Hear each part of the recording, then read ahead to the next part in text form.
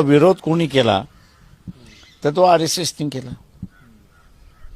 त्याच्यामुळे ती महिला जी आहे ती आम्हाला मनुस्मृतीने अधिकार दिलाच नाही. हिंदू धर्मामध्ये प्रॉपर्टीचा अधिकार नाही, व्यक्तिगत अधिकार नाही, आपल्या स्वतःच्या शरीरावरचा अधिकार दिला नाही. तो अधिकार आम्हाला असताना बाबासाहेबांनी दिला. त्याच्यामुळे तिथे उल्लेख होत नाही. तिने असताना तो आपला प्रोटेस्ट नोंदवला असं मी मानतो. कशा स्वरूपाची कारवाई तुम्हाला अपेक्षित आहे गिरीश महाजनांवरती? मंत्रिमंडळातून त्यांना काढून टाकलं पाहिजे.